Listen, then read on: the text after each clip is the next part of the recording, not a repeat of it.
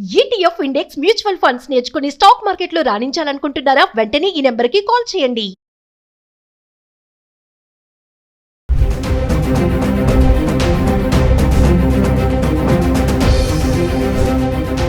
నమస్తే, welcome back to Suman T. Present మనతో పాటు ఉన్నారు అనలిస్ట్ మందర్ కృష్ణారెడ్డి గారు. నమస్తే సార్. నమస్తే సార్, యుద్ధం వచ్చింది, మరి యుద్ధం వల్ల బంగారం, వెండి, ఇంకా విలువైన లోహాలన్నీ కూడా పెరిగిపోతాయని చెప్పేసి మార్కెట్ అయితే అంచనా వేస్తుంది. ఇన్వెస్టర్స్ కూడా అదే ప్లాన్లో ఉంటారు.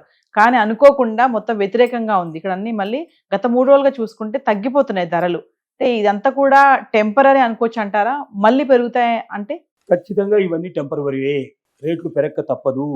యుద్ధం నడిచినంత కాలం రేట్లు పెరగడానికి అవకాశాలు చాలా ఎక్కువగా ఉన్నాయి.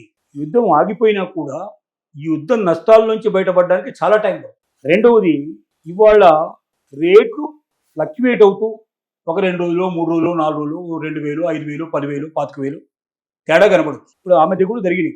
యుద్ధం కన్నా ముందే కొంచెం పెరగడం తగ్గడం కామన్గా జరుగుతాం. యుద్ధం ప్రారంభమైన తర్వాత కూడా 2 రోజులు తగ్గాయి, మళ్ళీ 4 రోజులు పెరిగాయి, మళ్ళీ తగ్గుతున్నాయి. ఇది తాత్కాలికమైన పరిస్థితే తప్ప పెరగడం తప్పదు. కారణం ఏమిటంటే, ఒకటి, స్టాక్ మార్కెట్లు విపరీతమైన ఫ్లక్చువేషన్లో కొట్టుమిట్టాడుతున్నాయి. 16 లక్షల కోట్లు సుమారుగా ఆవిరైపోయినాయి 2 రోజుల లోపల. 10 లక్షల కోట్లు ఒక్క రోజులోనే ఆవిరైపోయినాయి. ఇంత పెద్ద మొత్తంలో నష్టాలు వస్తున్నప్పుడు చూస్తూ ఎవడు కొత్తగా దాంట్లో ఇన్వెస్ట్మెంట్ చేయడానికి సిద్ధపడు.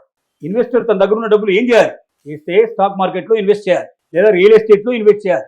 రియల్ ఎస్టేట్ పరిస్థితి ఘోరంగానే ఉంది, స్టాక్ మార్కెట్ పరిస్థితి ఘోరంగానే ఉంది. బ్యాంకుల్లో పెట్టుకుందామంటే కూడా బ్యాంకులో ఇంట్రెస్ట్ అంత గొప్పగా లేదు. రెండోది, బ్లాక్ మనీ ఉన్నవాడు ఎవడు కూడా దాంట్లో పెట్టలేడు.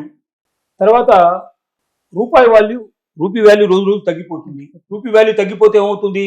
మనం దిగుమతి చేసుకునేటువంటి వస్తువులకు ఎక్కువ డబ్బు కట్టాల్సిన పరిస్థితి ఏర్పడుతుంది. సో ఆర్థిక మాన్యాన్ని కొని తెచ్చుకునే పరిస్థితి ఏర్పడుతుంది. వస్తువుల రేట్లు అంతా పెరిగిపోతాయి. తర్వాత డాలరు రోజుకి క్షీణిస్తోంది. డాలర్ స్ట్రాంగ్గా ఉంటేనేమో బంగారు పరిస్థితి ఒక రకంగా ఉంటుంది, క్షీణిస్తే మరొక రకంగా ఉంటుంది. డాలర్ క్షీణించినప్పుడు బంగారం రేటు పెరిగిపోతుంది. ఇప్పుడు డాలర్ క్షీణించే పొజిషన్లో ఉంది, రూపాయి క్షీణించే దృష్టిలో ఉంది. ప్రపంచ మార్కెట్ అంతా కూడా కుదేలై ఉంది. అసలు నిత్యావసర వస్తువులు దొరుకుతాయా లేదా, ముఖ్యంగా ఇంధనం దొరుకుతుందా లేదా అనే పరిస్థితుల్లో ఉన్న పరిస్థితుల్లో బంగారం రేట్లు డెఫినెట్గా పెరగక తప్పవు. ఈ స్థితిని మారాలి అంటే మొత్తం అన్ని చేంజెస్ వస్తే తప్ప ప్రపంచ యుద్ధాలన్నీ ఆగిపోతాయి. డాలర్ బాగా స్ట్రాంగ్ అయిపోయి, స్టాక్ మార్కెట్లు బలంగా తయారయ్యి, రియల్ ఎస్టేట్ కూడా బలంగా తయారయ్యి, ఇన్ని రకాల కారణాలు పర్ఫెక్ట్గా ఉన్నప్పుడు బంగారం డౌన్ అయిపోయే పరిస్థితి ఏర్పడుతుంది. అలాంటి స్థితి ఇప్పట్లో ఇమీడియట్గా మనకు కనబడలేదు. కాబట్టి బంగారం తాత్కాలికంగా తగ్గిందనే ఇంకా తగ్గుతుందేమో అని భయపడాల్సిన అవసరం లేదు. సంవత్సరం చివరి నాటికి 3 లక్షల కన్నా పైకే కానీ 3 లక్షల లోపల పోదు అని ప్రపంచ నిపుణులు మ్యాక్సిమంగా తమ అభిప్రాయాన్ని వ్యక్తం చేస్తున్నారు. ఇక వెండి తీసుకున్నట్టయితే వెండి పరిస్థితి కూడా మనకు 20,000, 25,000, 25,000 తగ్గడం కానీ పెరగడం కానీ ఫ్లక్చువేట్లు కొట్టుకుంటుంది. ఈ కొట్టుకోవడానికి కారణం ఏంటంటే, అసలు దిగుమతులు చేసుకునే పరిస్థితి వాళ్ళు లేదు కాబట్టి, సిచ్యువేషన్స్ ఎగుమతులు కూడా లేవు కాబట్టి, మిగతా విడిభాగాలు లేకపోతే మనకి వాళ్ళ వెహికల్స్ తయారయ్యే పరిస్థితి లేదు. మిగతా విడిభాగాలు రాకపోతే ఇప్పుడు వెండి కొనుక్కొని వెళ్ళాము. కాబట్టి కొన్ని ఇండస్ట్రీస్ ఉత్పత్తులు పూర్తిగా ఆపేశాయి. దానివల్ల వెండి యొక్క అవసరం తాత్కాలికంగా తగ్గిపోయింది. కానీ రేపొద్దున ఇది ఎక్కువ రోజులు ఉండదు కదా, ఒక వారమో 10 రోజులు, నెల రోజులు, 15 రోజులు అయిపోగానే దిగుమతులు స్టార్ట్ అవుతాయి. దిగుమతులు ఎప్పుడైతే స్టార్ట్ అయిపోతాయో అప్పుడు ఆటోమేటిక్గా విడిభాగాలను దొరుకుతాయి కాబట్టి వెండి కూడా కొనుక్కోవడం ప్రారంభిస్తారు. అప్పుడు ఆటోమేటిక్గా రేట్లు పెరిగిపోతాయి. ఔషధ పరిశ్రమలో కానీ, సోలార్ ఎనర్జీలో కానీ, బ్యాటరీస్లో కానీ, అన్నింటిలో ఎక్కడెక్కడైతే ఇండియన్ వాడుతున్నారో అక్కడలా యుద్ధ వాతావరణం వల్ల, యుద్ధం వల్ల చాలా వరకు దిగుమతులు తగ్గిపోయినాయి, ఎగుమతులు తగ్గిపోయినాయి.